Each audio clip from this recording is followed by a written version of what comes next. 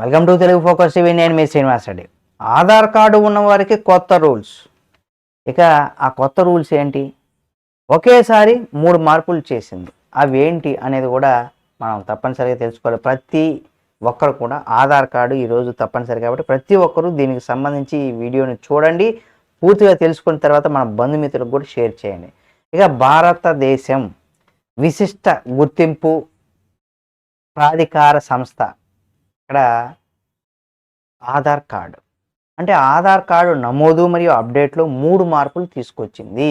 ఈ 3 మార్పులు 5 సంవత్సరాల నుండి 18 సంవత్సరాల వరకు ఉన్నవారికి మాత్రమే, అంటే 18 సంవత్సరాలు దాటిన వారికి కూడా వర్తిస్తాయని కూడా చెప్పుకొచ్చింది. కాబట్టి మొత్తం భారతదేశం ప్రజలందరూ కూడా ఈ కొత్త నిబంధనలు తప్పనిసరిగా తీసుకోవాలట.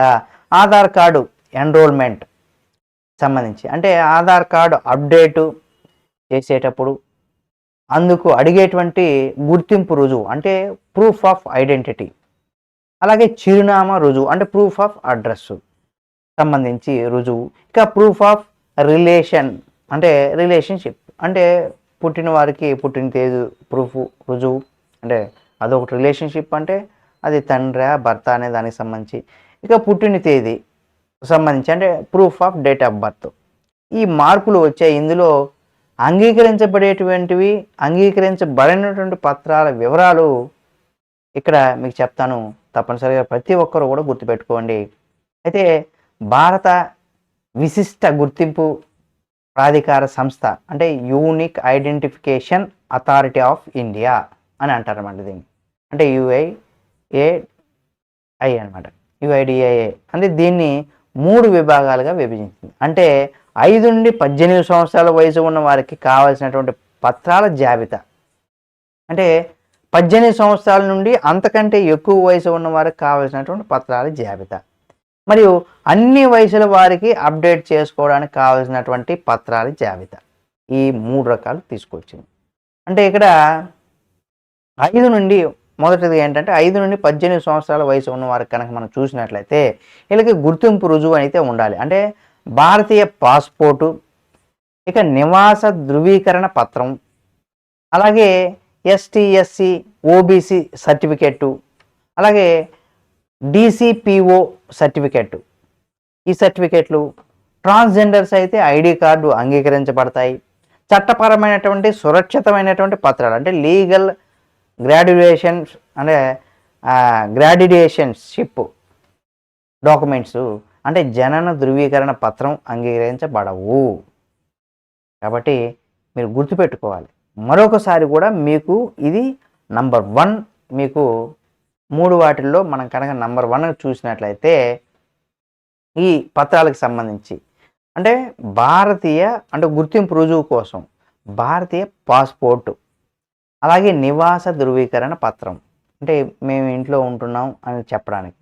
ఇక ఎస్సీ/ఎస్టీ ఓబీసీ సర్టిఫికేట్లు, డిసిపిఓ సర్టిఫికేట్లు ఇవైతే ఉండాలని. ఇక ట్రాన్స్జెండర్లు ఐడి కార్డులు అంగీకరించబడవు. ఇవన్నీ కూడా అంగీకరించబడమట. చట్టపరమైనటువంటి సంరక్షణ పత్రం అంటే గవర్నమెంట్ గతంలో ఇచ్చిన మా క్యాస్ట్ సర్టిఫికేట్ను లేదా ట్రాన్స్జెండర్లని ఇలాంటివి ఏవి కూడా అంగీకరించబడి గవర్నమెంట్ లీగల్గా ఇచ్చినటువంటి పత్రాలు అంటే జనన ధృవీకరణ పత్రం ఇది కూడా అంగీకరించబడవంట. అలాగే చిరునామాకి సంబంధించి కనుక చూస్తే అదే పత్రాలకు చిరునామా రుజువు కోసం కూడా ఉపయోగించుకోవచ్చు అని చెప్తుంది. చిరునామా అంటే ఎక్కడైతే మారుతూ ఉంటారో అక్కడ ప్రూఫ్ కోసం వచ్చి ఆధార్ కార్డుని చిరునామా అయితే మార్చుకోవచ్చు. ఇక పాస్పోర్టు, నివాస ధృవీకరణం పత్రం, ఎస్సీ/ఎస్టీ ఓబీసీ సర్టిఫికెట్లు, ట్రాన్స్జెండర్లు ఐడి కార్డులు, చట్టపరమైనటువంటి సంరక్షణ పత్రం, జనన ధృవీకరణ పత్రం ఇవ్వవచ్చని కూడా చెప్పుకొచ్చింది అడ్రస్కి అయితే. అయితే ఇక డిసిపిఓ సర్టిఫికెట్ మాత్రం అంగీకరించబడదని కూడా చెప్పుకొచ్చింది. ఇక 18 సంవత్సరాలు ఇప్పటి వరకు మనం 5 నుండి 18 సంవత్సరాల వారికి మాత్రమే చూసాం. ఇక 18 సంవత్సరాలు మరియు అంతకంటే ఎక్కువగా ఉన్నటువంటి వయసు ఉన్న వారికి సంబంధించి కనుక మనం చూసినట్లయితే అంటే గుర్తింపు రుజువుకి సంబంధించి passport, ration card, PDS card, voter ID, driving licence, ప్రభుత్వ సర్వీస్ ఐడి అంటే గవర్నమెంట్ సర్వీస్ ఐడి. మీరు గవర్నమెంట్ ఉద్యోగులు అయితే మీకు సర్వీస్ నంబరు, ఆ ఐడి కార్డులు ఏమన్నా ఉంటే దానికి సంబంధించి.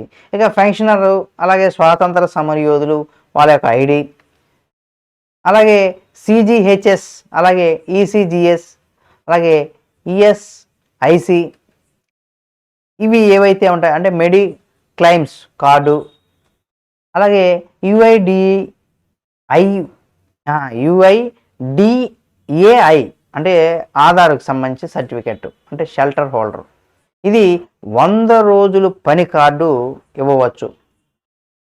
అలాగే SC ST OBC certificate, school లేదా కాలేజు మార్క్ షీటు, ట్రాన్స్జెండర్ల సర్టిఫికెటు, ఇంకా ఇక్కడ ఖైదీ చేరిక పత్రం కూడా ఇవ్వవచ్చట. ఇవన్నీ కూడా బడని పత్రాలుగా చెప్పుకొచ్చింది.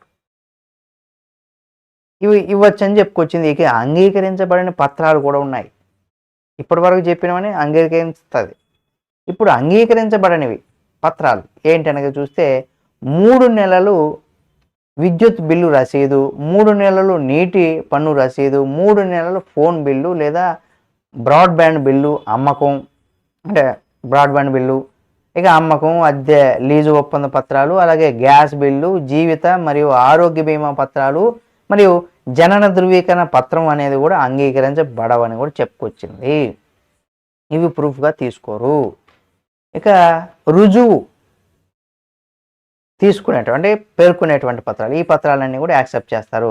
ఈ పత్రాల్లో ముఖ్యంగా డ్రైవింగ్ లైసెన్స్ కావచ్చు, సిజిహెచ్ఎస్, అలాగే ఈసీజిఎస్, అలాగే ఈఎన్ఐసి, మెడిక్లైమ్స్, స్కూలు కళాశాల మార్కుల షీట్లు, జనన ధృవీకరణ పత్రం మినహా మిగతా అన్ని పత్రాలు చిరునామా రుజువుకు మాత్రమే అంగీకరించబడతాయి.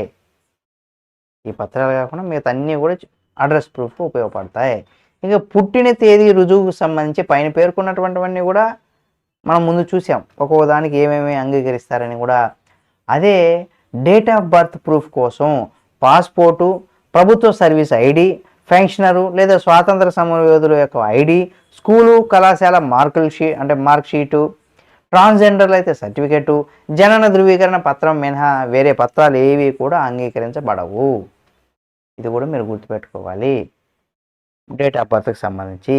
ఇక అన్ని వయసుల వారికి ఆధార్ అప్డేట్ అనేది తప్పనిసరి చేసింది. అదేంటంటే ముఖ్యంగా పాస్పోర్ట్, అంటే దాంట్లో పుట్టిన తేదీ, చిరునామా, సంబంధం మరియు గుర్తింపు అంగీకరించబడుతుంది.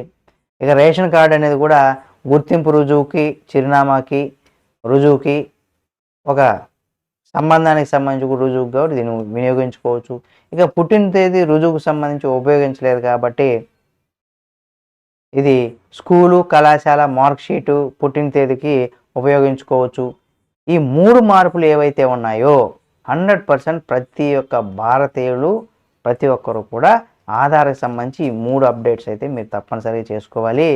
మీకు ఏవి అంగీకరిస్తాయి, ఏవి అంగీకరించనేది కూడా మీరు మొదటి నుండి కూడా ఎక్కడైతే మీకు డౌట్ వస్తే మళ్ళీ ఈ వీడియో ఒకసారి చూస్తే మీకు అర్థమవుతుంది. తప్పనిసరిగా ఇది మన బంధుమిత్రులకు షేర్ చేయండి. మరిన్ని వీడియోల కోసం మన Telugu focus TV channel subscribe చేసుకొని పక్కనే ఉన్న బెల్ బటన్ ఒకటి మాత్రం మర్చిపోకండి.